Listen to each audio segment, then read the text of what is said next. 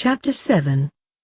Harry felt rather impressed at how imposing Professor Snape made himself and did his best to assist his housemates in keeping calm and not cause any accidents while brewing. Severus Snape, on the other hand, was just relieved that Lily's son had her knack for potions and had taken it on himself to assist and watch over his fellow Hufflepuffs. It seemed that Longbottom, much like his father and mother before him, was far too nervous to be a decent potion-eater if left alone. Wincing, the potion master watched as the tall first year stopped another accident from happening. Once again, thank Merlin for Harry. Don't add the quills yet. Harry yelped as he stilled Neville's hand before smacking another Hufflepuff's shoulder, pausing them. Severus hid some of his own exasperation and amusement as the tall quarter giant was immediately the center of attention to every table around him. You have to take the potion off the fire and allow it to cool for 5 minutes and then add exactly 2 quills.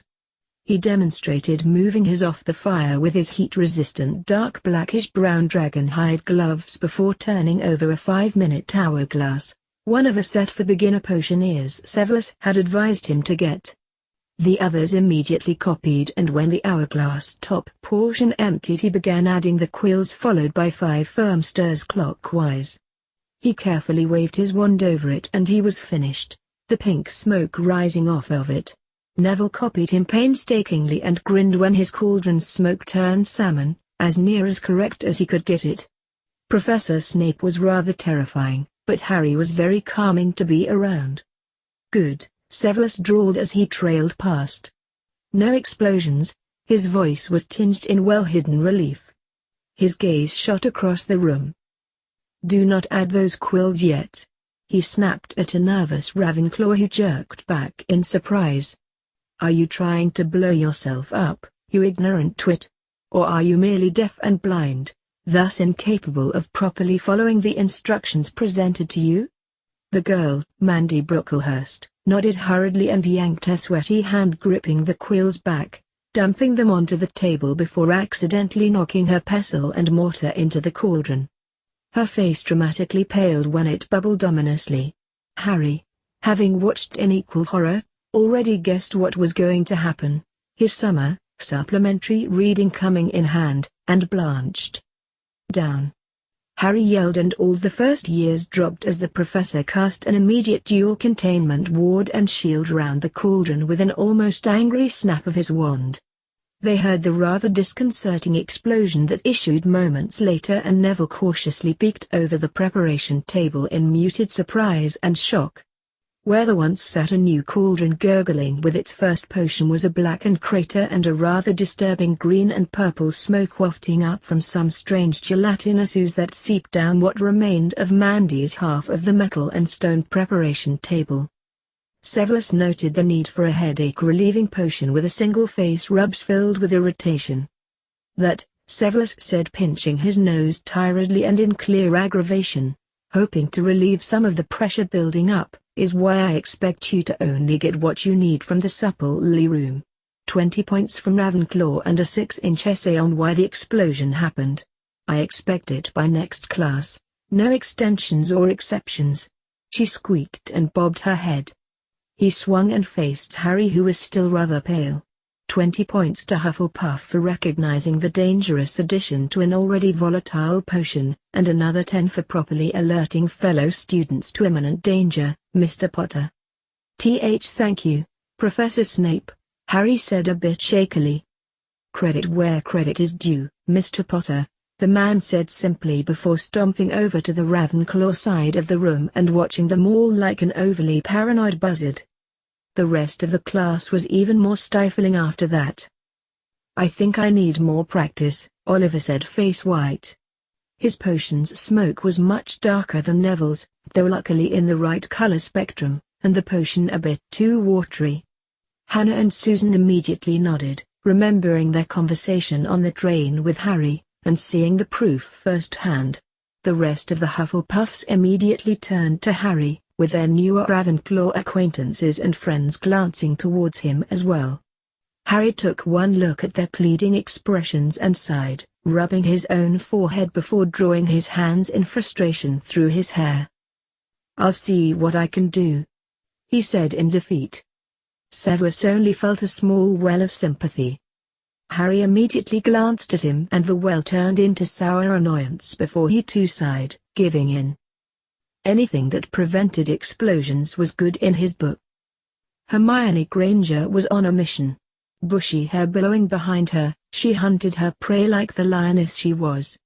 Striding down the hallways, lugging her uncharmed and weighty leather shoulder bag behind her, her honey-colored gaze darted around rapidly searching for her target. "He's not here," she thought in desolation as she searched for what should have been an easily found and identified figure. He was taller than practically everyone in the school after all. Hearing some rather young-sounding laughter and chatter, she instantly followed it, eyes narrowed in concentration. Finally coming to a window, she looked out it and down, finding a group of first-year Hufflepuffs picnicking in a meadow-like area between the Hogwarts greenhouses and the Quidditch field overlooking the lake. Catching sight of the tallest male student in the school, her brain instantly mapped the quickest route to get to him. "Found you," she whispered and sped off. Her prey, meanwhile, flipped through another book on wand lore while silently enjoying the company of his fellow students and housemates. Though they'd only known each other for a little over 3 weeks, the Hufflepuffs were a tight-knit group that slept, ate, played, and studied together. All of them were either friendly, hard-working, loyal, or a combination of the three. Neville sat quietly next to his new best friend as they both read the books Ollivander sent to Harry, fascinated by the different words used. He wanted to read up on as much of it as he could before he got his wand over break. His grandmother having conceded after being brought to the light. His grandmother had finally been jointly visited by the Gryffindor and Hufflepuff head of houses and subsequently reamed out for her negligence and magical stunting. It had led to a very long and tear-splattered letter arriving the next day, as well as a rather awkward flu call that evening. Neither was especially good at expressing themselves to the other and stumbled through the conversation. Luckily, Professor Sprout had mediated through the hour-and-a-half-long session and repaired some of the damages between the two family members. It seemed that Dowager Longbottom had, and was, suffering from a form of acute depression that left her largely unable or prepared to care for a young infant after her only son's death. Never the healthiest of women nor the luckiest of mothers, the grayed and wrinkled matriarch had the roughest of times in her pregnancies, 4 of which that ended in miscarriage and 2 that resulted in a stillborn. Her dedication, and the need for an heir for the Longbottom line had resulted in her precious Frank. The loss of him had struck her so hard she'd been unconsciously substituting her own son's image over her grandson's. Due to the fact Frank had been largely raised by her husband and no heir, since she had been severely weakened by the birth for a number of years, Augusta had no idea how to properly look after her grandson, thus leaving it up to her house elves and her brother, since she was unable to trust any foreign presence around her grandchild. This proving to be the mixed blessing since Algie had dropped Neville accidentally, Harry wasn't at all convinced it hadn't been on purpose, from a window when he was younger. Harry's situation, however, was much different. Reconciliation, in all of the head of houses and school nurses' opinion, was impossible, no matter what Professor Dumbledore tried to say. Professor Snape had, just like he thought to himself during their day at Diagon Alley, immediately recommended to Professor Sprout that Harry could use a full medical check as well as an eye exam the day after he learned what house the Potter heir was in. Thus the following week the tallest first year, along with Neville who needed his core checked out to see if anything had happened to it over the years of forced attempted activation, had been brought to hospital wing. Harry's eyesight, while rather terrible, had been actually fixable with a modern potion for correcting the eyesight of those under the age of magical maturity, the age of magical maturity being 17 for males and 15 for females. The nurse Madame Pomfrey had sat both boys down and done deep intensive medical scans before beginning a heavy regiment of potions, to both boys' mutual disgust. Harry had a number of nutritional deficiencies due to his magical creature heritage and the Dursleys' long-term abuse. He was also treated to a full array of medical vaccinations the Dursleys had missed, both mild and magical, before an extensive diagnosis charm. The matronly women had been startled to find a large amount of magical residue lingering on him, something Neville had in small amounts, due to his necessary and near constant use of wandless magic to keep himself alive during his younger years.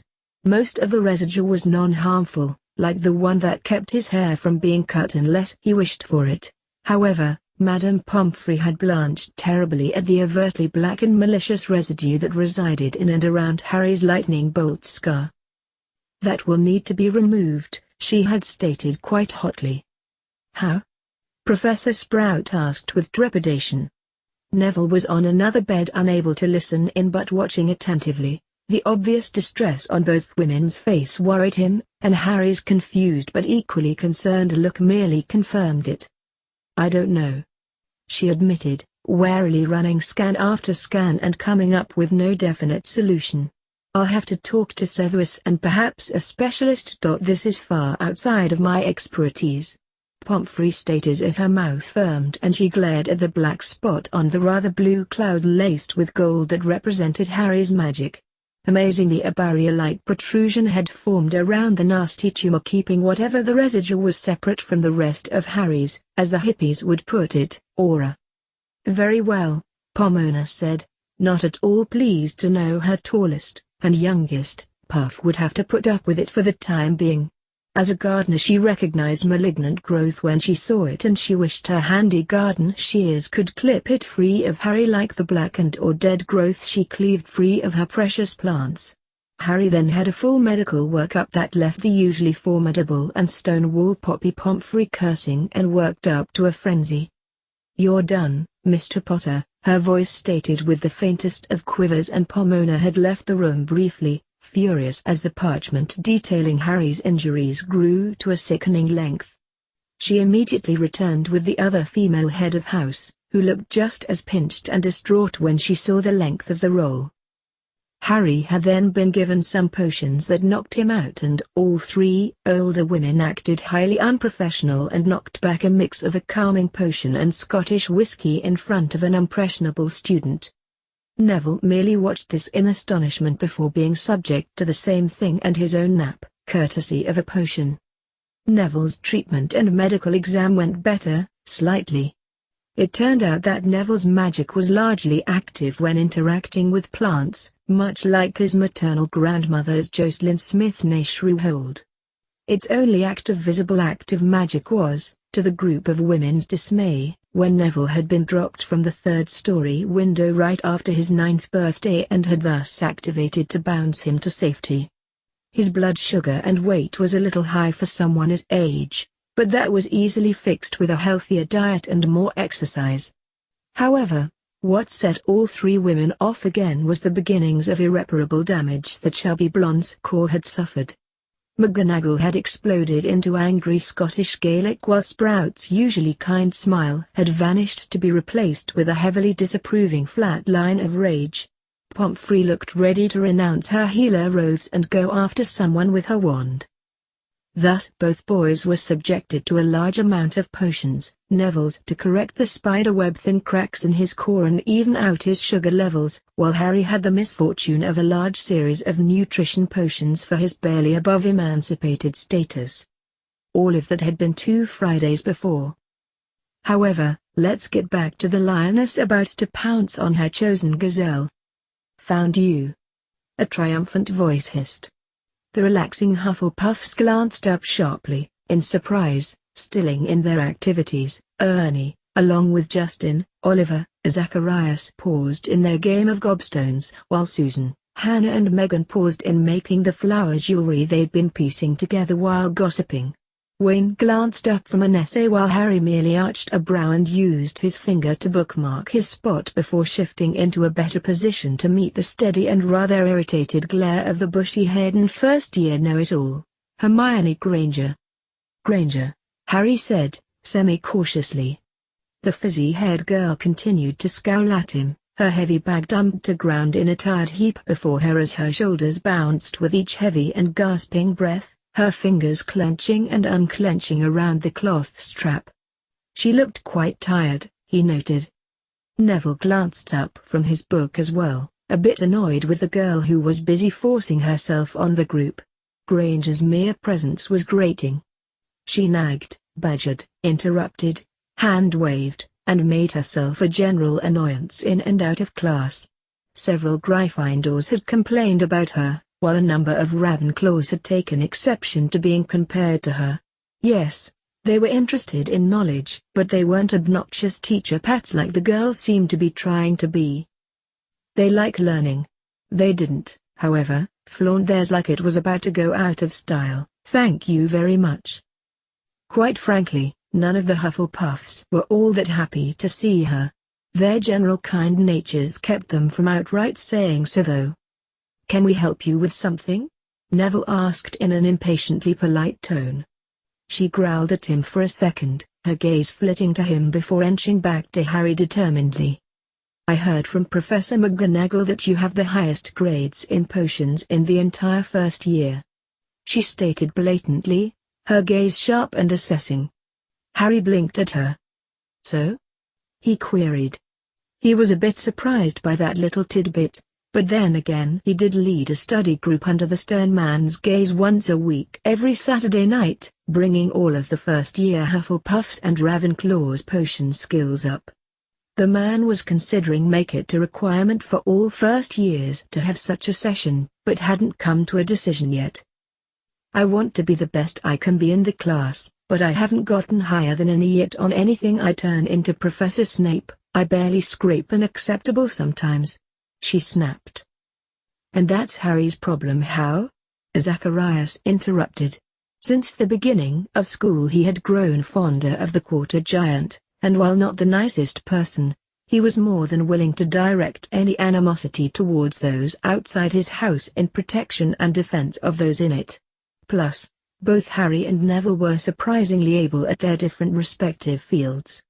Harry dominated in potions, was surprisingly good at DA and charms, a prodigy even in the former, never mind Quirrell's sputtering, and had a firm grip on transfiguration.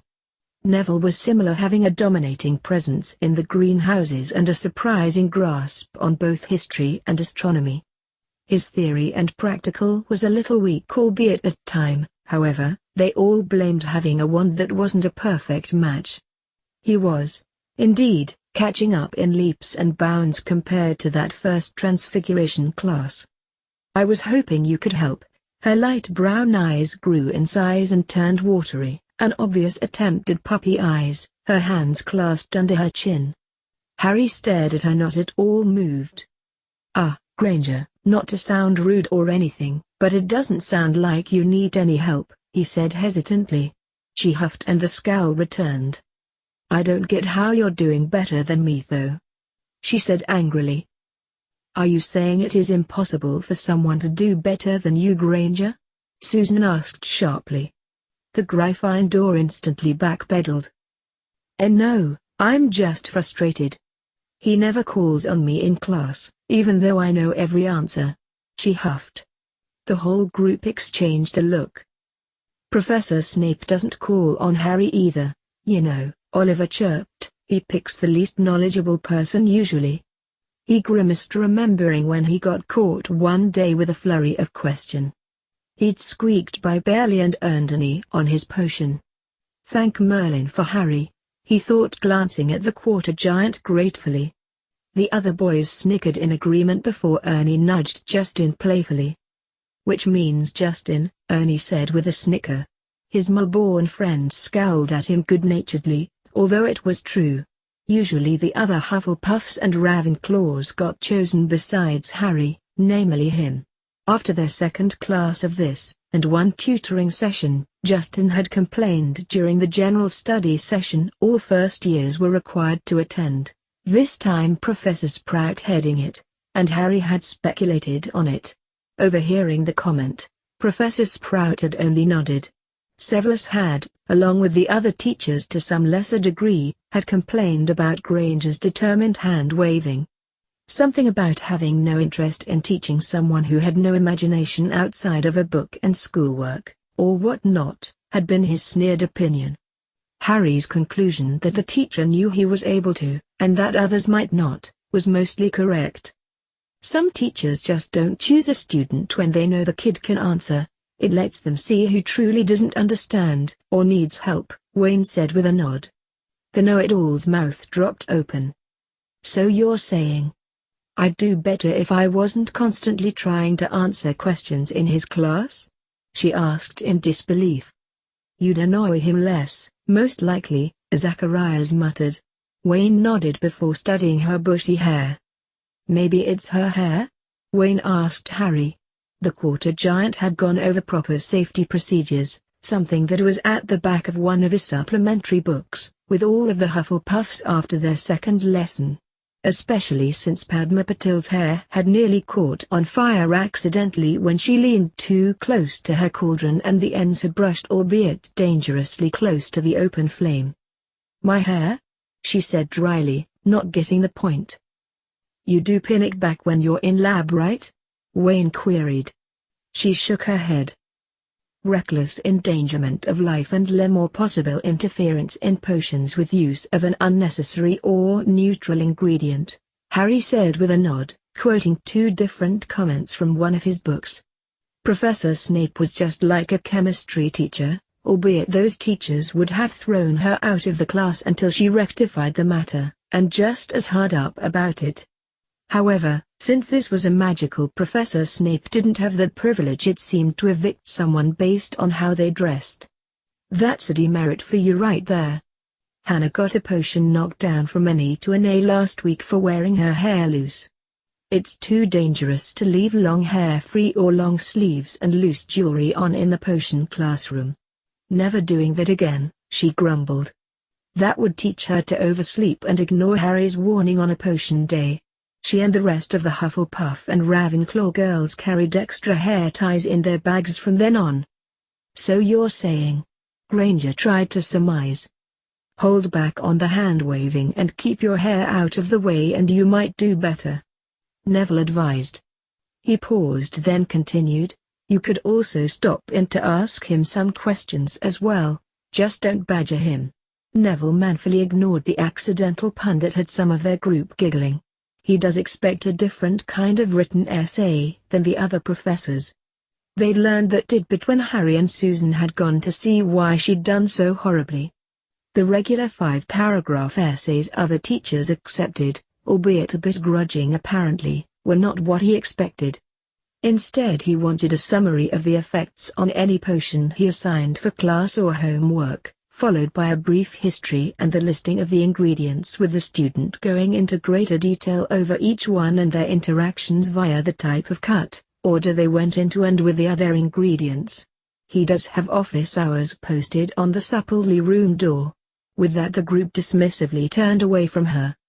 The oh-so-mighty and knowledgeable Hermione Granger stomped away embarrassed. All of the things they'd said had been obvious once she thought of it. And even more something she'd done before with her advanced classes and summer studies. Plus one more thing struck her, digging into her craw. Her mother had always told her that her over-exuberant attitude would put some people off. You need to understand that not everyone is as curious or as knowledgeable as you, Hermione Jean, her mum had commented during one of her tantrums when she was younger over a brush-off by a prospective playmate.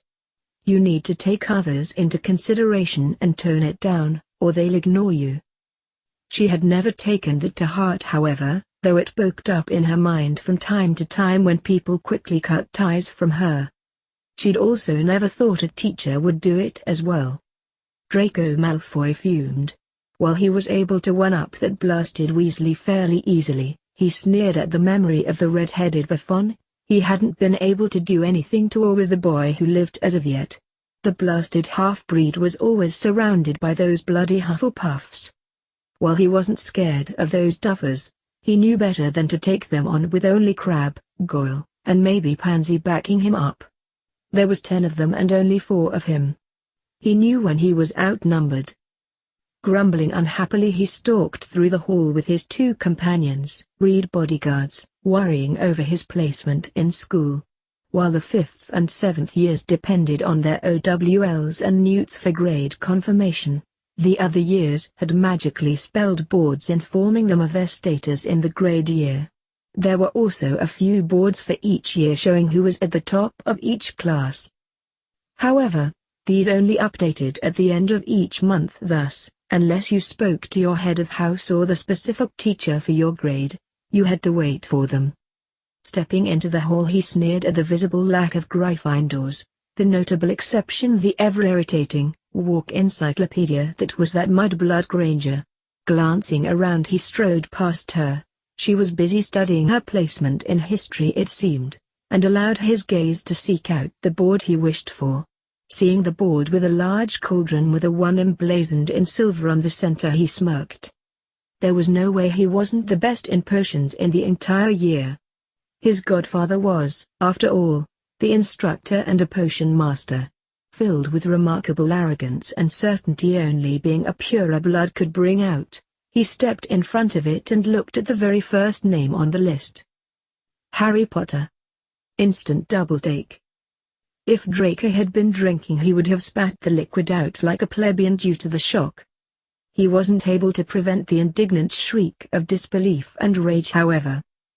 Harry and Neville were busy on their transfiguration homework, diligent in their attempt to understand and keep up since it was their second most difficult class.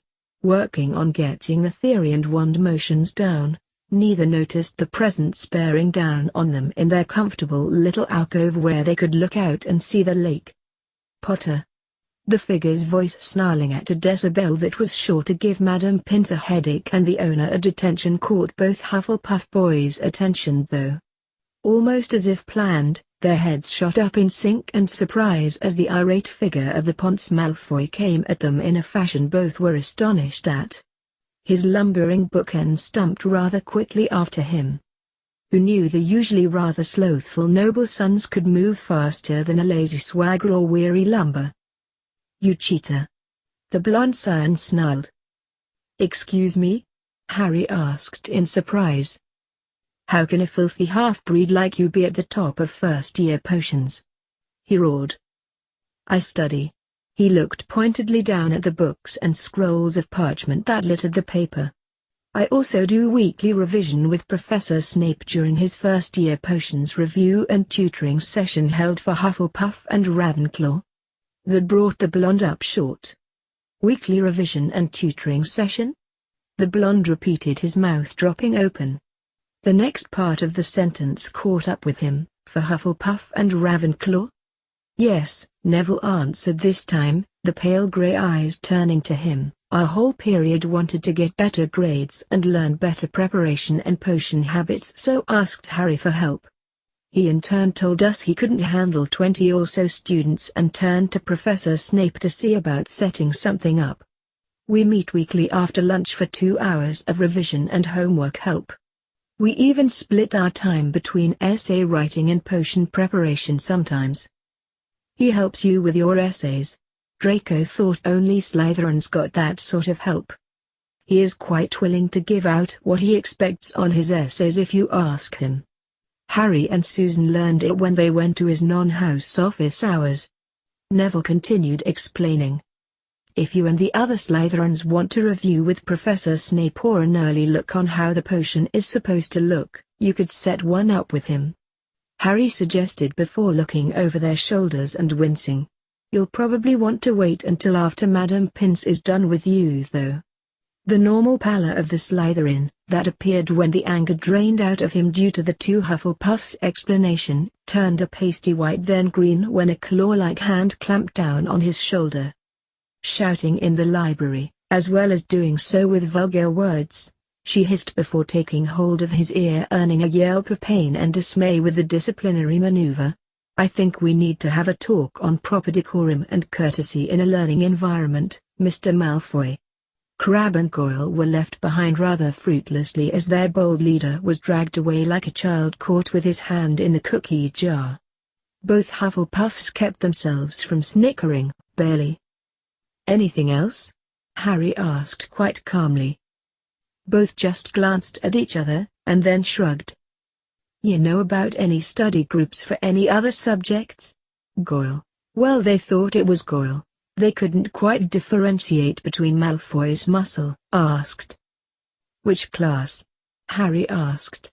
Hufflepuff had a general one that was hosted by the two sixth-year prefects as well as a weekly revision class for both charms and herbology that was run by some new level 7th years. All of them. Crabbe said plainly. Both Harry and Neville's sweat dropped. Harry and Neville left the library rather late that night after ending up inviting the rather formidable-looking Crabbe and Goyle to their study session.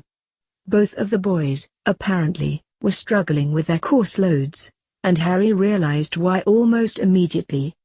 In Crabbe's case there was very little he could do. Harry suspected the other boy had a reading disability known as dyslexia. This learning disability switched the letters in a word or sentence around while he was reading, thus making it more difficult for him to understand the topics or follow the line of thought or even comprehending some things when spoken or speaking. Crabbe, on the other hand, had difficult focusing, which Harry suspected might be ADHD or AHD. He was barely able to read without quickly losing interest. Both boys were better with verbal explanations or hands-on exercises because of this. However, their homework and test-taking ability would suffer from it. This led Harry to suggesting that both boys join their sessions on Saturday for potions and practically ordering them to tell Professor Snape, under threat to do it himself, of their difficulties. You can't expect to do well if you don't allow yourself and others to ensure you do, Harry said quite firmly. The unofficial head of Hufflepuff first years was instantly listened to and they both agreed. The duo had left after that, leaving the two Hufflepuffs to return to their own separate work, since they were a day ahead of their compatriots in certain classes like history and herbology. I'm surprised, Neville said as the two climbed down the center stairs to get to the dormitories. I didn't know you could have learning difficulties like that. It's quite commonly diagnosed in the mole world, Harry replied. I used to have classes with those that suffered from what Gregory and Vincent had. Really? Why? Neville asked in surprise. Because of my height, Harry answered. I didn't know I was part giant. I thought I had a medical condition called gigantism caused by a faulty pituitary gland. I was relieved when I found out I wasn't, to be honest. Harry answered quietly. Eh? Neville's surprise was apparent on his face. The taller first year smiled a bit bitterly. Those with dwarfism or gigantism, like I thought I had, usually have numerous medical difficulties, Neville. Most people who suffer from gigantism suffer all their lives. Their bodies can't support their enhanced height and weight and it kills them or creates complications that eventually do. Harry finished explaining. The tallest man in the world in history was like this. He had to get special metal instruments added to his legs since they couldn't fully support his weight. The instruments eventually led to a small injury that caused an infection and fever, resulting in his death at the age of 22. Medical knowledge nowadays helps elongate their lifetimes, but it doesn't always make it better. He finished. Oh. They were quiet for a few moments when suddenly the landing beneath their feet suddenly jerked. Whoa! Neville nearly shouted and he stumbled back, almost falling off. Harry's quick grab, however, hauled him away from the perilous edge and against the tall boy protectively. Close one there, Neville, Harry said a bit shakily. I didn't think the stairs moved this late at night, the boy stated, glancing over the edge warily. The staircase swung until it stopped them in a place that had both of them surprised and wary. Isn't that the left-hand corridor landing? Neville asked nervously. For the third floor? Harry replied, yes it is. However, this staircase, to my recollection, never maneuvered itself to that landing ever. What are we going to do? Neville queried, glancing around worriedly. This is the only way down. If we go back up we'll be late for curfew. We'll be late, Harry said firmly. Let's go see if we can't find a prefect or something and report this. This doesn't seem right. We can use the excuse of being out later than we're used to and a bit lost. We are first years, he said. Neville nodded shakily and they went back up the stairs and found themselves on the left-hand fourth floor not too far from the charms classroom. "There's Professor Flitwick's office, let's go talk to him," Harry stated. Neville nodded and they both went to the door and knocked. "Come in," the familiar jovial voice called out. "Professor Flitwick," Harry said as they stepped in. "Oh, hello boys," the charms professor said happily as he motioned them to come closer to his desk. "How can I help you?" He studied them carefully, knowing the difficulties they both had struggled against, and feeling a bit of camaraderie with the young Potter due to his creature status. "We were wondering if you could give us some directions," he answered. "The stairs moved quite unexpectedly and nearly directed us to the third-floor corridor we're forbidden from going to." The professor startled at that. "That's impossible," he said, hopping down from his stack of books and waddling quickly from the room. "I charmed those stairs to only move at the headmaster's or a teacher's direction when not on my specified schedule." "I'm sorry sir, but we were on it when it swung around," Neville said as the two followed the diminutive head of Ravenclaw out of his classroom. The charms professor reached the landing and scowled as he watched the stairs move. "I not understand this at all," he growled. "I organized the charm to move only at certain times and in certain directions to keep the third corridor left-hand passage properly restricted. There should be no movement after dinner until an hour after curfew. And even then the stairs shouldn't move in that direction. I'll have the head of whoever dared to go against my specifications." Both Hufflepuff first years exchanged a surprised glance. "Stay here, Mr. Potter, Mr. Longbottom, while I see to this," Professor Flitwick ordered sharply. "Of course," Harry said worriedly, while thinking, "it was too convenient that it moved while I was on the stairs with no witnesses but Neville. But was this a conspiracy or am I overthinking it?" Hey guys, what's going on? Thank you so much for watching today's episode. If you guys want to watch more like it, please subscribe to my channel and become part of the video game fanfiction plot. And please leave a comment down below and hit that like button. If you guys have any suggestions on any stories you guys want me to read, don't hesitate. They're always welcome here in the video game fanfic plot. That also goes for video games. Until next time, goodbye!